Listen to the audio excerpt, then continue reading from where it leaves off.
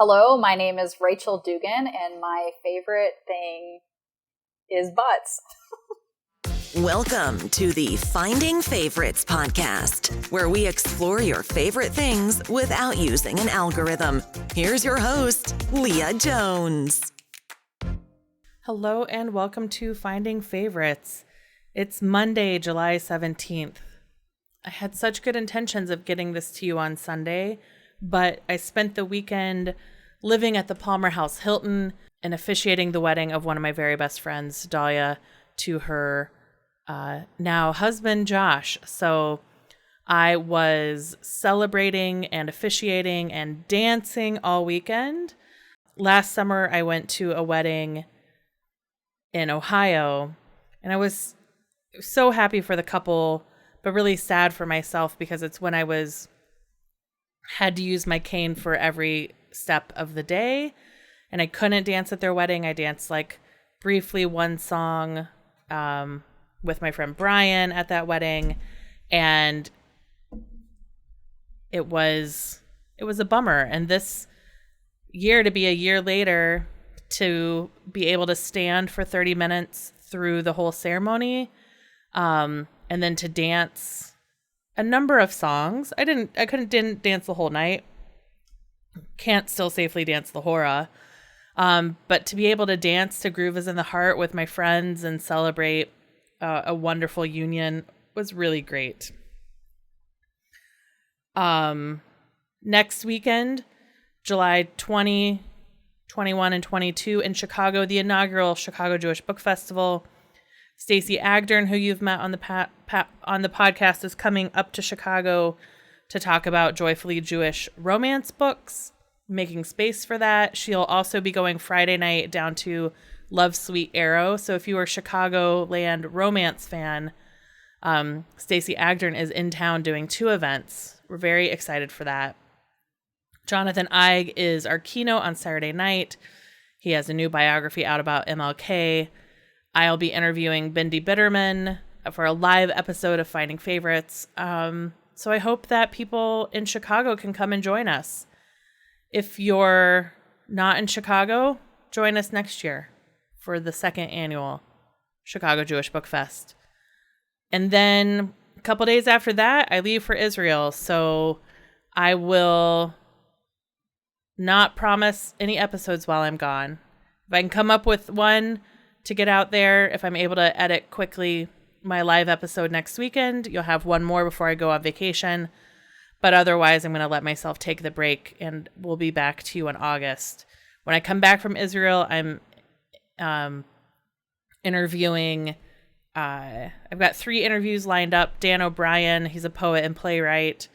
I'll be jet lagged, but I'm interviewing him on August 7th. So he'll be one of my first interviews back.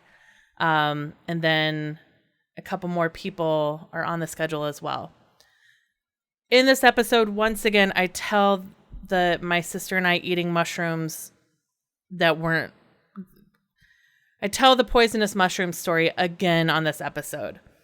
Mom fact-checked me last time and said that she did indeed call poison control.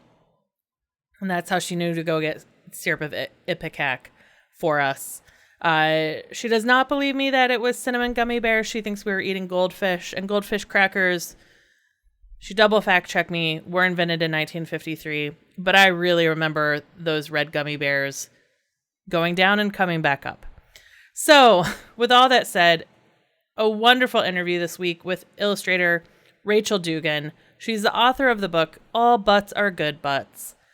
And we have a fun and wide-ranging conversation about finding beautiful things out in the world. So without further ado, get your boosters, wash your hands, wear your mask, and keep enjoying your favorite things.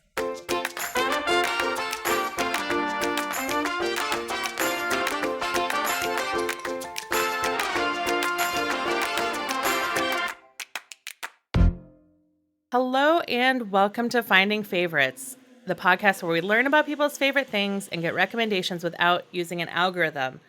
I am here today with illustrator Rachel Duggan.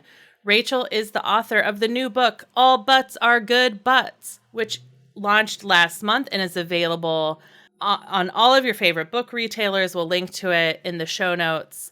She is an illustrator based in Milwaukee. You can hire her to come to your wedding and draw booty portraits, which I cannot wait to learn more about. Rachel, how are you doing this morning? I'm doing pretty good. How are you? I'm good. We had a little bit of Cowboy, my cat-infused drama at the kickoff, where he always comes to visit during a podcast, and this time he knocked my water over onto my work computer, but all seems dry. So that was like equivalent to 5 cups of coffee. So your book, All Butts Are Good Butts, came out, I think, was it earlier in June or in May? It was in early May. In early May. I assume you have been interviewed about this every time, but how did you come to be the booty portrait illustrator? It's a good question, because even when asked, it's hard to remember. It's hard to think back to that pivotal moment where things changed and that became my thing. But many, many years ago, probably close to 10 years ago, I was living in Chicago, and I had a full-time job, but I really loved drawing, and I went to art school for drawing, and I started just telling people I could do things, and that included, hey, can I pop up in your space and draw people? And I did like paranormal portraits where I drew people as aliens. Sorry, my dog just scratched her eyeball, and I'm like, no, because she's had a cornea issue, and I'm like, for the love of God, dog. Something's wrong. Something's going on with the pets today, I think. There is I'll check the astrology when we hang up. Something is certainly in the air. So yes, going back many years ago, I just pitched myself to do weird things, including drawing butts. Like at the time I was like drawing my friends and family, pet butts, that sort of thing. And I would post them online, and through people, this is like early days Instagram, people were like, I love this, or this is a fun idea, or would you do me? How would this work? So then I started going out into the wild and doing it at events, and the response was so positive that I felt like, okay, I think I'm onto something here. I think people like this, so I should continue to do it and get better at it. And so then fast forward to now, that's what people mostly know me as, and I'm more than a butt, but I do love butts, so it works out well. And All Butts Are Good Butts. Celebrate your derriere with booty affirmations, astrology, tushy trivia, and much more. Embrace your behind, flaws, farts, and all, with historical heinies, celebrity cabooses, seat self-care, and more fun facts in this little book of booty body acceptance. How has the reception been? It's been really good. It's gone, I'll say this is the first time I've ever made a book or published a book. So for me, just having it happen, like the whole time I was pinching myself, kind of like, this might not work out, or they might not actually print the book. You never know. Yeah. So the fact that it is real and it has come full circle to where books are for sale wherever, and I've been able to physically, hold my books and go to a bookshop and see my book. It's just such a cool feeling. It's a surreal feeling. And most of the response that I've seen is positive. I've had a few people who are like, this isn't for kids. And I'm like, it's a book that I drew with a few swear words in there. So, right. But then other people are like, my kids love it. So yeah, it's been an interesting ride, that's for sure. Nice. Were you able to have any in-person book launches or Zoom, like virtual book launches to celebrate the launch? Yes, yeah. I had a local party and here in Milwaukee at an indie bookshop called Lion's Tooth Bookstore. And they're awesome. It's like a great comics bookstore. It's owned by two women. And I didn't know what to expect with that either, having done so many events, but never doing anything book related. But it was so much fun. It was awesome. It was so cool to see people show up and want to pick up a copy of the book. We did a quick Q&A, which was nice. And family and friends came out from Chicago and Madison. And it was just an awesome way to kind of close the chapter. Not close it, but it kind of like the cherry on top, and then the book will just continue on in the world however it will. Yeah. How long did it, from initial concept and pitching to publication, was that like a 2-year, a 5-year? What was that process for you? I am still shocked by how it all came together. So I actually did not have a pitch for this book. I didn't have anything drafted. I was approached by a publisher because they saw someone else's TikTok about me. I didn't post. Yeah, the power of the internet, like I like to dog on the internet quite a bit, but there have been some really magical moments that have occurred that were, totally out of my hands, because I happened to be at an event where an influencer from DC was in town and then shot videos of me drawing, and I had no idea at the time, like, that they were going to post it or what. Sure. And it, on TikTok, it ended up going viral, like 4 million views. Wow. I woke up with like my phone on fire. I was just like, whoa, who is this person? I didn't post anything. Like, what's happening? And a bunch of sales on my shop, which was so cool. And then, a publisher contacted me and I thought, this is spam. This is a fake email. Right.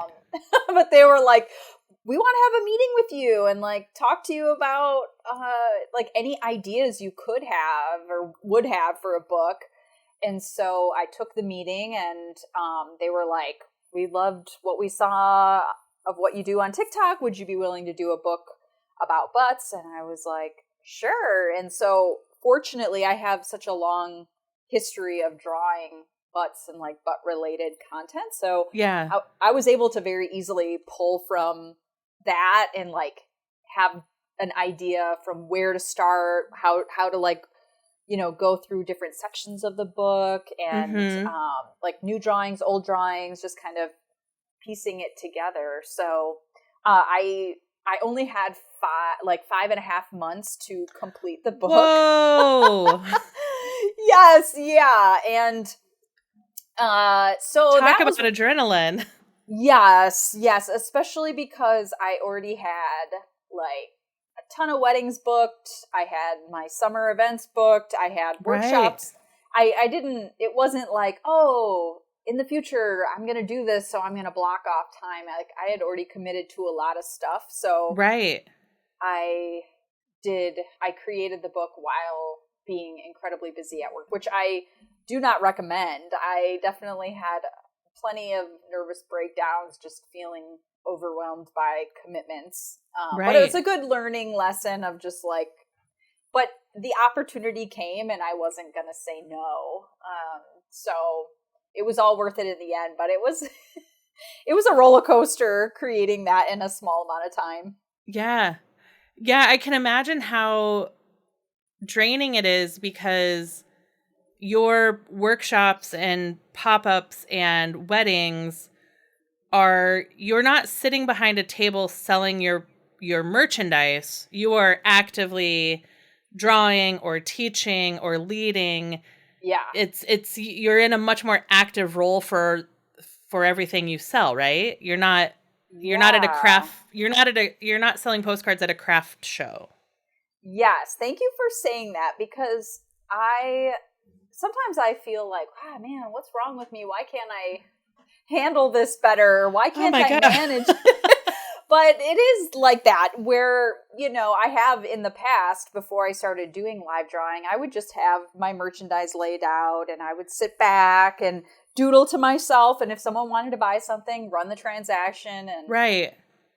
but it's a totally different ball game where I'm performing. It feels very performative. I'm also an introvert, so I have to really put on like my not acting, it sounds bad to say acting, but I have to really like psych myself out to feel comfortable being on for so long and making sure people are feeling like good and excited and noticed and keep the train moving forward. Yeah, it's a big undertaking for me mentally and physically. Yeah. And that's why I typically do it for like short amounts of time, because it's like such a burst of energy. Yeah. I am also an introvert who had a facilitation business. Okay. So I would go in and I would facilitate a workshop or for 1 or 2 days. And then I would need to lay on the couch for 1 or 2 days. You know? Yes. Because you're like you're taking in all this information from people, you're synthesizing, you're like moving everybody along. And I enjoy facilitation because I'm good at it, but also I like being in a group where I have a defined role. Mm-hmm. So I think being the person who draws butts at a party, fantastic. Like you have your conversation is already started. You don't have to do small talk. You don't like the introduction is there. The reason is there. Yeah. But I can just imagine the end of the night, I would just want to lie on my couch and scroll TikTok for 2 hours or 7. Yes. Yeah, totally. You get it. You get it. Yeah. It is just like that. Or I'm like, I just can't talk for a few hours, or like the next day I can't be around people. I just need to really decompress. Yeah. So I'm curious, when somebody hires you for a wedding, are you like clipboard in hand mingling, or are you at a station and people come to you and you draw and pass out the illustrations? Yeah, I'm in a station. I basically have my spot. I have a very minimal display, but I have signage, and sometimes guests know that I'm going to be there, and other times people have no idea and are just like, wait, what is happening? But either way, people get really excited because it's unexpected, and I'm essentially like a photo booth, but I'm a human person who is drawing on the spot. It's very instant gratification while still being custom and like handmade, like something. Everybody likes something that's handmade, and because my drawing style is so simple and I've been drawing butts for so many years, it only takes a couple minutes per butt. And depending on what people are wearing, it's kind of fun to get some of those details in there as well. But at weddings especially, it's like a feeding frenzy where people are like, oh my God, and it's just like storming the zone, and then there's a big line, and it's it's like the work is like start to finish. There's no breaks, basically. Yeah. It's a busy business for me when I'm there. Yeah. How fun. And then people they take them home, right? Like, Yep. They get to take them home and enjoy them right away. They don't have to wait for anything. So that's cool too for me, because I don't have to scan them or digitize anything. It's like, it's a piece of paper. It's like, it's yours now. You can frame it. You can put it on the fridge. You can do whatever you want with it. Yeah. It's because I've hired like the photo magnet guy, right? Like takes photographs, and then there's the magnet board on the way out. That's a very like Jewish summer camp hire, I think. And I'm going to a wedding. I'm officiating a wedding in a couple weeks where they hired a magician to do that's cool. close-up magic and work the reception doing close-up magic, which I'm very excited for too. That's So awesome. I think you have such a fun and different offering. It's nice. It's different than right, like photo booths start to feel like very same, you know. And so Yeah. And once people start getting married a lot and you go to all your friends' weddings, mhm. most of them have a photo booth, or they did I mean, I feel like when I went to weddings, like pre-COVID, I feel like every single one I went to, Yeah. there was a photo booth. And now I feel like there's just been more variety, which is kind of cool, different experiences, but it feels cool to be able to offer something that is unique, and regardless of the guests, like the type of guests you have. I've had people who are older generations, I've had young Mhm. kids, I've had everybody in between, and or even people who are like scared and watching from afar with, like uncertain. Yeah. By the end of the night, they're in line and they're like, "Oh, I saw the other ones you drew, and it made me feel better of what you were up to. So I really want to Yeah. participate." So it's kind of cool to see different types of people react to it, and knowing that it's all about like feeling good and having it be consensual. I'm not like drawing people's butts without permission. Like, if you want it, Right. come over. If you're not feeling it, I totally get it. But And you're not a caricature artist who finds no. finds and exaggerates your biggest insecurity. Like that's also not what you're Exactly. doing. Totally. And like when people see someone doing live drawing, their minds often go there because they think, Right. "Oh, you're making a joke or you're exaggerating features." And no, yeah, it's not me. I'm thinking, for me to want to go up in front of a stranger and turn around and have your butt facing them, like, and having Mhm. them stare and draw, like, it's a very vulnerable position to be in. And I think it I take a big it's a big responsibility for me, because I don't want anyone to feel like I'm laughing or I'm Mhm. roasting them, or like trying to make anyone feel worse than they already do. Just, I say that because we're all human, and we Right. all are so hard on ourselves regardless of what we look like. And so I really don't want to contribute to people's how perceptions. I want to contribute in a good way, not a bad way. Mhm. Outstanding. So the book, All Butts Are Good Butts, available now. We'll link Mm-hmm. to it. I'll link to the bookshop link. But Cool. people in Milwaukee, go to Lion's Tooth Bookstore or order from them online, or anywhere else you can get the book online. If people order from Lion's Tooth, do they have signed copies? Um, they did. I don't know if they have any more, but I told them I'll come in at any point and sign more books before you ship them out, or if people want to buy Nice. them from there. But yeah, or better yet, request it with your local indie bookshop. Let them know you'd like to Yes. buy my book, and then they'll get a copy or two, and maybe other local people wherever you are will pick it up. And yeah, Yeah. In my neighborhood, that is either the bookseller or Women and Children's First. So awesome. Yeah.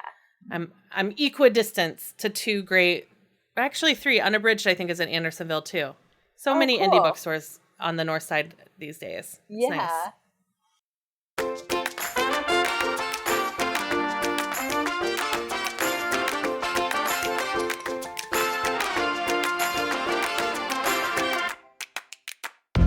So Rachel, your book is what gave us the reason to meet, but you're also here to talk about your favorite thing, which is probably the closest to the title of this podcast I've ever come, which is finding things.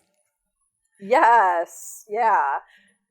So you'd sent me a list that was rocks, fossils, beach glass, foraging mushrooms, finding animals, and you said, well, the thing really what they all have in common is that you're finding things out in the world. Yes. Yeah. I'm curious if you time travel to being a little Rachel, Mm-hmm. were you a kid who was always bringing treasures in from like the yard? Yeah, especially rocks. Rocks have always kind of been my thing, where I would find ones that I thought were interesting or unique and bring them inside. And then later realizing maybe they're just rocks, or maybe I'm like, maybe I should pick a favorite and not be, bringing in all of these rocks and having jars and boxes of them like a hoarder. I've gotten better. I've gotten more specific as I've grown older. But yeah, I've always been kind of like searching on the ground as I go, looking up in the sky, like trying to find things in my environment. Like I'm definitely an observer wherever I go. Yeah. And with a dog, I'm a cat person, so cats mean I never have to leave my house. But a dog does mean you have to leave your house and go on walks. And yes. And I feel like gets you into your environment a little bit more. It's so true. It's such a nice excuse to go explore, because it's obviously beneficial for her, but it's great. It's great for me too to get out of the house, especially working from home and being so isolated.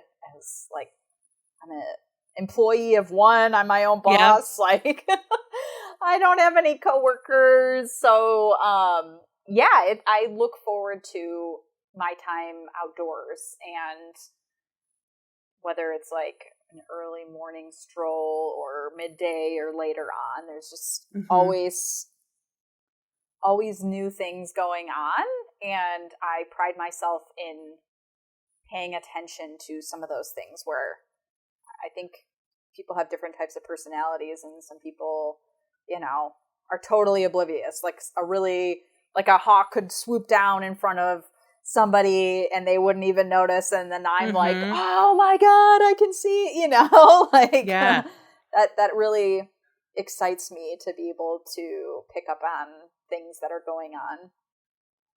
Nice. So let's start with rocks. You said you've gotten better about not keeping all of them.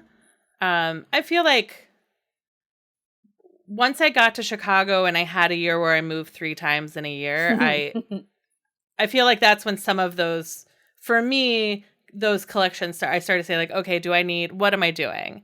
But I'm curious about your rock collection today, or what are things you look for in rocks? Are you like collecting all of a particular shape? Is there a type of stone you like? Do you now like limit it only to vacation rocks? What's your rock status?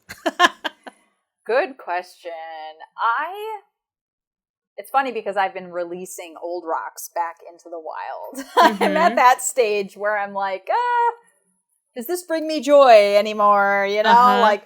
But what does excite me and what I still do collect are fossils. I find fossils all the time. It's kind of like one of those things where once you find one, it becomes very addictive, and you start noticing patterns on rocks and stones that you're like, wait, is that coral fossil or honeycomb coral, or all sorts of like crinoids are really common around Lake Michigan. And so and in recent years, the only stuff I'll take home is if I find a cool fossil, and I even throw some fossils back if I'm like, it's not that big of a chunk, or it's not that impressive. I have other ones at home that are more impressive, then I'm like, I'll leave it. Maybe someone else will find it, or it'll just turn into dust at some point. It's okay. Yeah.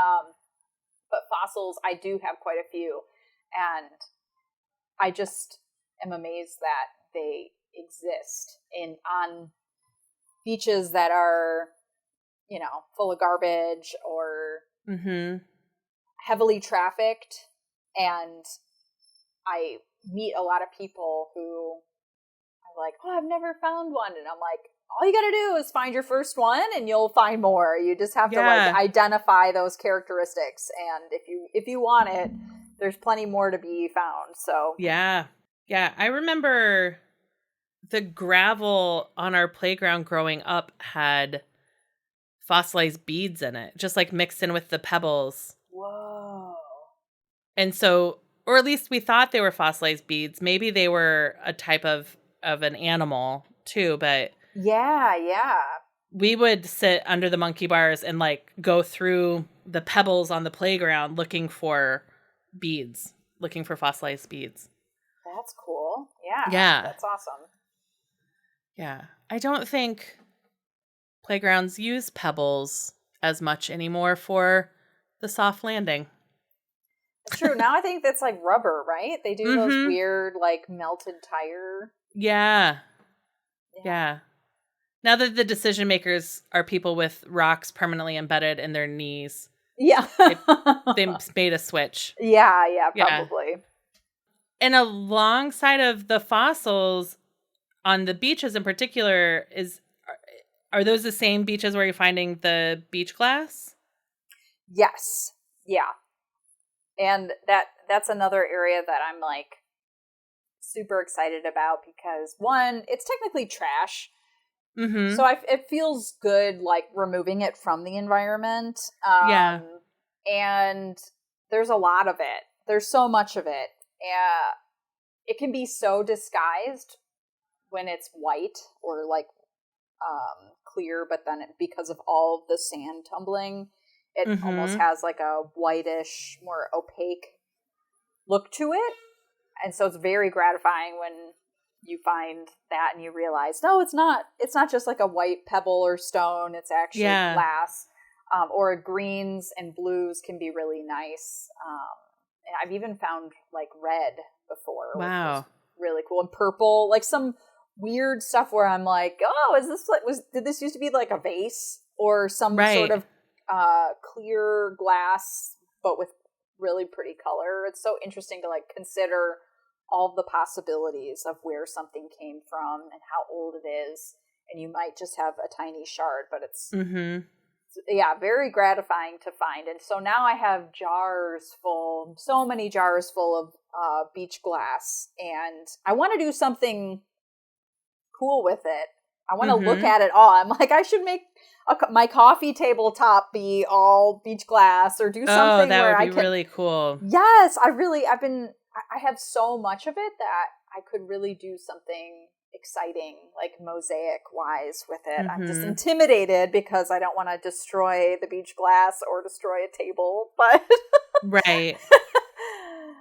You could test it out with like a coaster. Yeah, exactly. I should do that because I have like lesser beach glass too, you know. Right. I've got it in like variations of ones that I can really, I could really part with, and then other nicer specimens that I'm excited about. But it's cool. It's like, it's interesting when I look at how much I've collected, and it doesn't really, I'm like, did I collect all this? Jeez, I feel like the pandemic, I really dialed it up where I was pockets full of beach glass every day and collecting a lot. So what are the typical sizes that you're finding? It really varies, and it's honestly dependent on what beach I'm at. So some, like I live in Bayview in Milwaukee, which is on the south side of the city. But if you go even further south to Cudahy or South Milwaukee, for whatever reason, there's beaches there with less people visiting them. And especially seasonally, I would say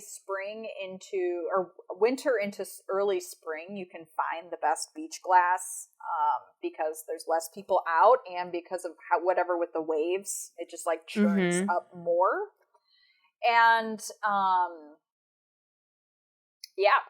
I've found chunks that are like as big as my hand, like smaller, some with words on it, like Milwaukee. I found with that's cool. Milwaukee something, I don't even know, glass company, right. or and then lots of smaller ones, but I usually try to just pick up the bigger pieces since the small ones are a bit more annoying to grab.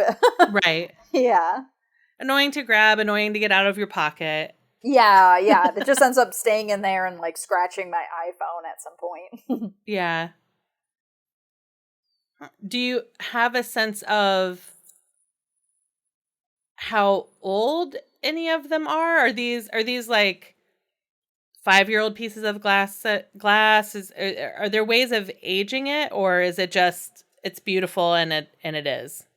Yeah, I don't know. I wonder if there is. I definitely have found pieces of glass that, like I mentioned with like the writing on it, where I'm like, these types of things aren't being made right now. I don't know if Yeah. like it has like whether it's the font or, you know, just like knowing that glass isn't as common Right. for products, especially like larger scale things. Everything is Yeah. plastic now. Or yeah, just minimal new glass in terms of with writing on it and things. But yeah, I'm definitely no expert in rocks, fossils, or glass. I'm more of just like, oh, this is cool. I'm gonna keep it and look at it. But Great. I thought maybe I would. I have books and things that sometimes I'll crack open if I'm trying to identify something, but yeah, it's more for just the fun and like luck of finding it. Yeah. Than studying it. Yeah. That's cool. And do you, when you're out on the beaches, do you say to yourself, oh, today's a beach glass day or today's a rock day? Or you just find the pretty things you find and you're ambidextrous? That's the wrong word. I know what you're saying. Yeah. I usually am just like open to whatever will happen. Because once my eyes are like pretty well trained now to just find things. So whatever shows itself to me, then, you know, I kind of go for that. Like some days are more neat rocks. Like I'll just be in awe of like, wow, today's a really good rock day.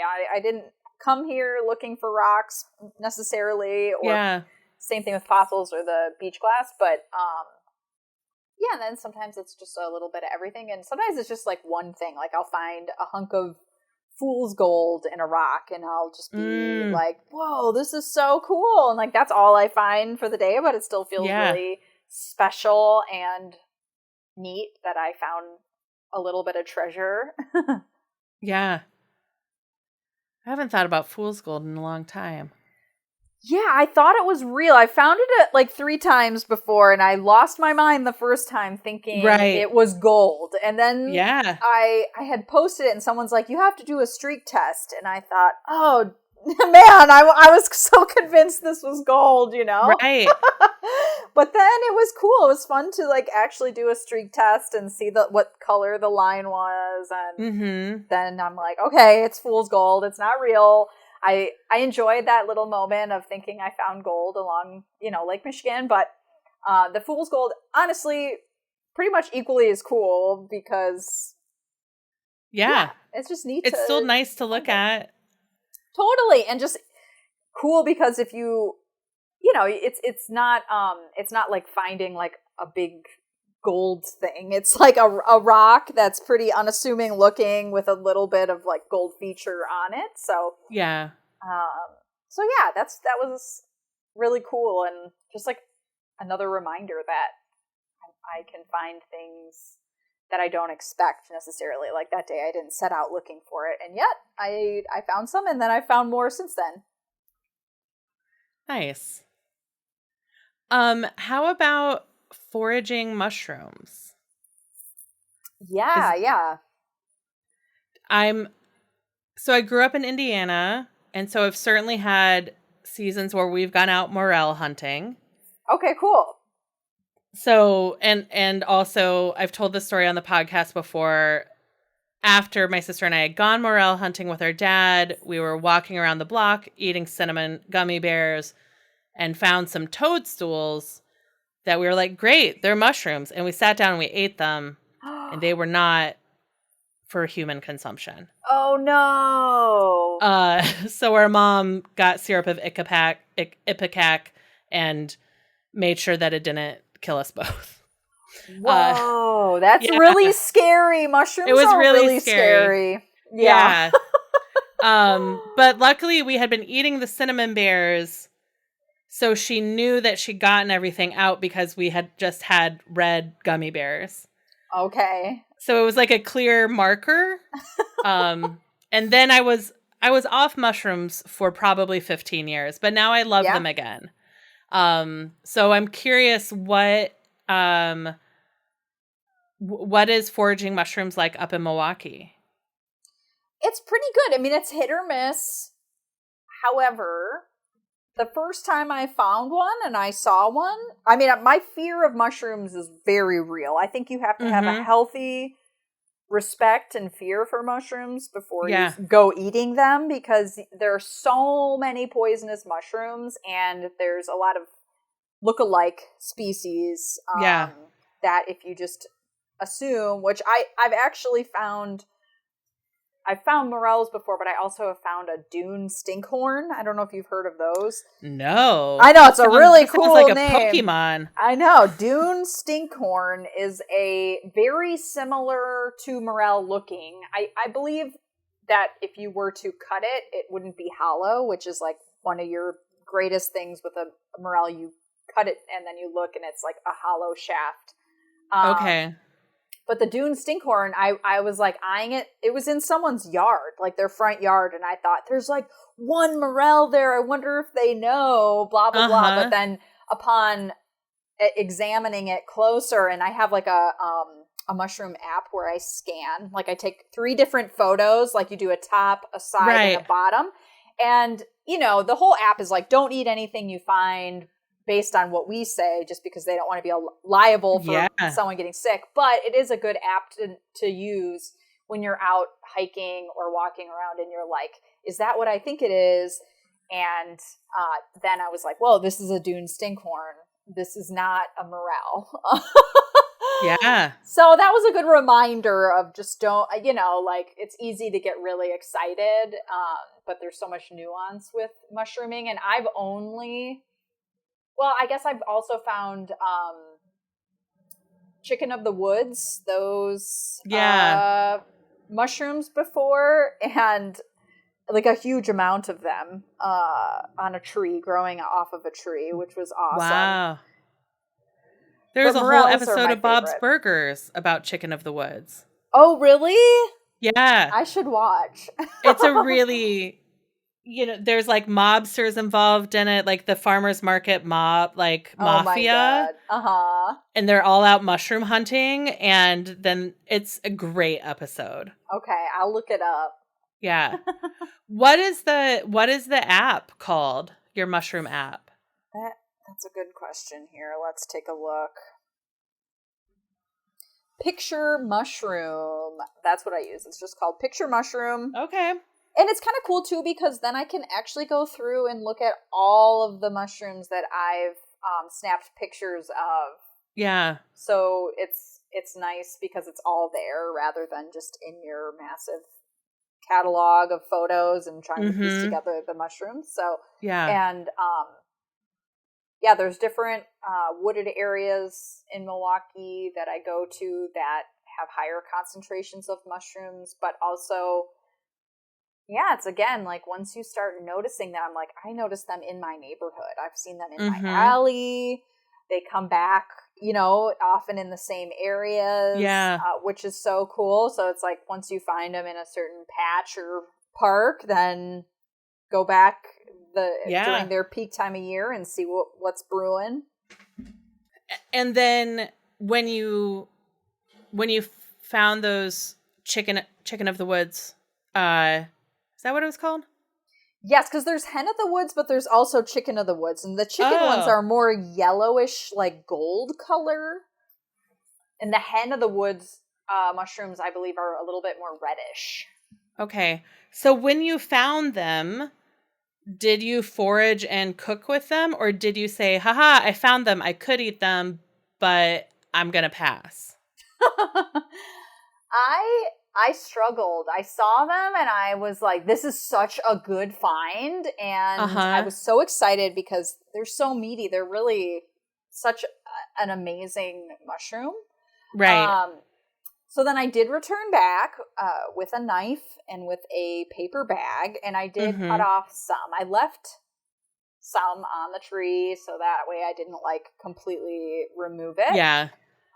But this is embarrassing to admit, I was very grossed out by them when they were just chilling in my house. I was like, mushrooms are aliens because the bag started, it got like grease because things were happening. Obviously they're living things, and then when they are like releasing their spores, and I was just like, I had some regret. I was like, maybe I shouldn't have picked these. I still ate them, but I don't have like a deep fryer, and I didn't like properly cook them like the way a restaurant is going to give you like chicken nuggets. Right. But it was a weird experience having them, because with morels, whenever I've found morels, even if it's like two, I'll prepare them right away. I just like prepare them and eat them. I don't just like let them hang out. But I had those other ones in my kitchen for a while, and I was pretty weirded out by what was going on. And I'm like, you know what, next time I see by the those, continued activity of the chicken. Yes. I was like, you know what, I think I might just let these guys continue on in the woods or on their tree and just leave it for nature or somebody else who's going to enjoy them more. Yeah. That's really interesting. Yeah, I mean, at some level, mushrooms are sort of like the octopus of the plant world, right? Yes. Yeah. They really are incredibly smart, sophisticated, mysterious things. And yeah, the more I've learned about them and how they like communicate and work with tree networks and decomposition and their spores, yeah, there's some weirdness going on there that I'm like, it's not as appetizing in some ways. Yeah.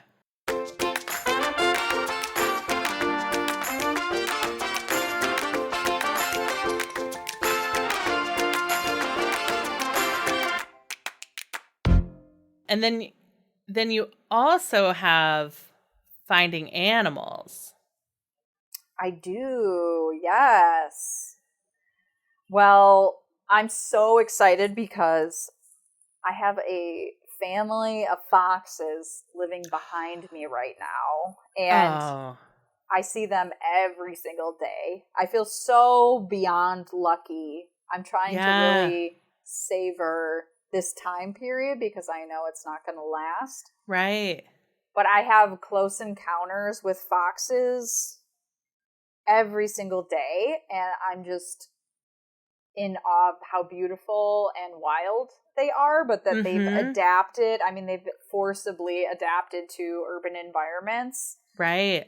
But it's 3 pups and a mom, and I've had 2 pups while I'm walking my dog. 2 pups run right by us playing. I've had the mom stop and look at me and my dog, approach us slightly, not in a scary way, but in a curious way.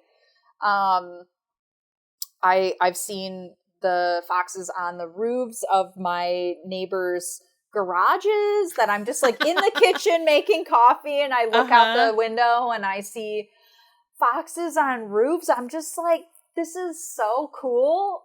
I feel like I have to pinch myself because prior to this period of time where they decided to make a den behind my house, I once saw a fox. I saw a fox once in far western Illinois on like a cabin friend trip once. months, and we were all losing our minds, looking out the window, just like, I can't believe we could see a fox right now. It's so rare to see a fox. Yeah. And I kind of thought that I would never see one again unless I was staying in like a very wooded area similar to what had happened before. So having this completely different, like very close, common sighting. Yeah. It's so cool. It's so cool. And I'm just all the time watching out for them at their different times of day, their different activities, paying attention to other animals that are interacting with them. Yeah. And also, you know, seeing how like my dog is like watching or barking or like looking at these wild animals. It's super cool. Oh, that is so neat. And you're getting to watch the pups grow up over the summer. I am, and it's like I'm so attached because I'm constantly worrying about the pups. Like, are the pups are they okay? Are they eating okay? Are they like, you know, because there's so much on the line. It's so hard. Right. Luckily, there are a lot of small critters around here that they're able to survive and thrive, but you know, there's a lot of cars. Like there's every night I think, oh my gosh, they're crossing really busy streets and people drive and they're not looking for they're not like watching for wild animals or thinking about driving cautiously. I feel like people in general just don't really drive cautiously anymore. So just the concern of that, or even someone calling it in to, you know, the city or having them relocated or re-released somewhere else. And you know, it hasn't come to that yet. I've talked with many of the neighbors. They're all aware of what's going on. People are being very aware with their cats and their pets and things. And, you know, there's just like an acknowledgement that we've pushed out our wildlife because of us taking over a lot of their land, and that they need to adapt, and they have. And even if it's a sliver of green grass and trees, that they're like, this is going to work for now. So so do they burrow? Like do they do. They have a den, and it's it's really funny because there's just like one day there was a mound of dirt outside of this kind of sloped wooded area behind our house, and we're like, oh, maybe the people who live next to that are gonna do something. They're doing landscaping things. And then it was like every day the dirt was changing, and then there was a really deep hole that we were like, I don't think that's a raccoon, or I don't think that's a possum. It just started evolving, and then we would start having sightings where the fox or multiple foxes would be standing above the hole and digging or bringing things there. There would be lots of carnage, lots of blood and stink and, you know, carcasses, things going on, to where we were like, holy crap, there's like, we need like a game camera.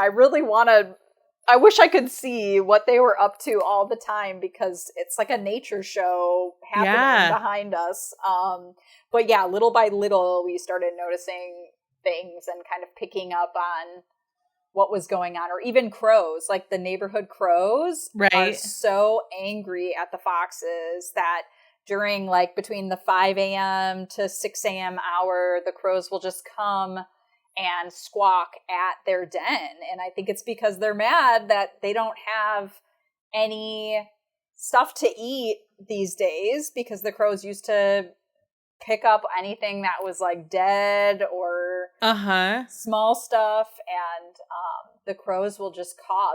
They'll be right outside there and just just like the inner workings of things going on, where before, if I heard that, I'd just be like, oh, what are the crows doing? Blah, blah, blah. But it's like, no, there's like territorial stuff going on here. And these foxes have efficiently taken over this whole area that, you know, other animals were depending on small critters and, or even just like trash or things that end up being out that animals do eat. Right. These foxes are cleaning up the neighborhood. So Yeah. I'm sad for the crows, but happy for you. I know. You It's know? hard. It is hard because it really highlights how brutal nature is in every sense, because even in our backyard, I have had so many, like, I don't even know if it's called litters of bunnies. So many bunnies call our yard a home, and luckily we have like a very fenced off yard, so the foxes haven't found a way to come in yet. But we find dead bunnies all the time by the den, and it's heartbreaking because I love my baby bunnies and I just want everybody to like live in happiness together, but I realize that that's just not how it works. Yeah. We've had a lot of. I live across the street from a big park. Okay. And so bunnies on this side of this neighborhood in Chicago are everywhere. And last night I was just sitting, or a couple nights ago, sitting in the lawn and watching this rabbit it just jumped out from its den or wherever it typically lives, and it was looking at me and it was like, oh, am I scared of you or not? And it would run up the gangway and then run back and then run into the bushes and then run back out in the yard, and just like couldn't quite decide where it wanted to hang out, but it's real active. And so I'll take my cat out. He'll come and hang out in the yard with me for some enrichment time, but he's not a hunter. He's always been an indoor cat. He just, likes to smell the garden. And when he sees a rabbit or a rat, he'll, instinct kicks in, but he doesn't know what to do with the instinct. So he'll just like, he's never caught anything, thank God. Or gotten even close. 'Cause he thinks it's going to be a toy. So when it keeps moving, he's very confused. Yeah, that's really cute. It's kind of similar with my dog. She likes to chase, but she's like a collie mix, so it's more about the herding aspect than it is about actually catching. And she loses interest pretty quick. She's like kind of like into it, and then she just is like, even from the fox. Sometimes we'll see the fox in the morning and she'll look, and then she'll just be like, I want to sniff over here. And I'm like, there's a fox right here. It's amazing. And she's like, I barked at it yesterday. It's fine. It's not scared of us. It's not stealing your dog's food, so your dog is not too worried. She's like, whatever. It's fine. Yeah. Yeah. I've been really, in the last couple of years, I guess it's probably since the pandemic when people had to find new hobbies, a lot of my friends kind of in line with the memes got into bird watching. Oh, yes. Yeah. And so far I'm really enjoying the Instagram feeds of my friends who are into bird watching. Because I haven't quite entered that era of my late 40s yet, but I can tell I'm close. Yeah. It's coming. It's on its way. Yeah, that's so funny because my brother during the pandemic got really into bird watching, and I have a couple friends too, and I'm like, that's totally within my scope of things that I'm interested in. I just haven't gotten there yet. Yeah. I sometimes will see a bird that I'm like, whoa, what is that? Or I'll just hear their song and think, oh, that's a different bird. I should look that up. But I haven't gone into full birder mode. But there's always time. We've got time. Yeah. There's an app, I think it's called Merlin, that is like Shazam for bird calls. Oh, cool. Merlin. So you can record, you can record it, and it will help you identify the bird based on the call. That's awesome. Yeah, because it is hard when you're like, how do I Google that? Yeah. Like a bird that goes tweet. Yeah. Uh-huh. Amazing. Well, Rachel, it's been so fun getting to spend this morning with you talking about finding treasures and your new book. Is there anything I haven't asked you about finding things out in the world or BUTTS that you want to make sure to mention?